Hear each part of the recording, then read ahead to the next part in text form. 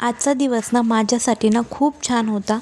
ते काम मी पुढे सांगतेच, पण त्या अगोदर ना घरातली सगळी कामे आवरली, लवकर उठले आणि त्यानंतर छान असं उंबरठा पूजन केलं. हळदीचं लेपन केलं, उंबरठ्यावर लावलं. त्यानंतर रांगोळी काढली आणि नंतर स्वस्तिक काढून त्याचं पूजन केलं. मग नंतर माझ्या घरातल्या देवांची छान अशी देवपूजा करून घेतली आणि आजपासून मी 21 दिवसीय श्री गुरुचरित्र पारायण लावलं आहे.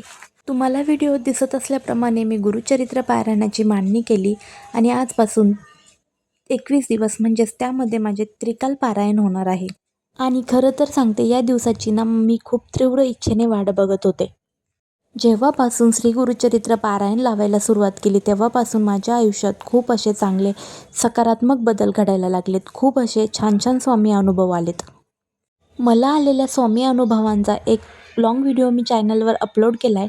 तुम्ही जाऊन नक्की चेकआउट करा. आणि असेच नवनवीन स्पिरिच्युअल व्हिडिओ किंवा माझे डेली व्लॉग्स बघण्यासाठी चॅनलला सबस्क्राईब करायला विसरू नका. श्री स्वामी समर्थ.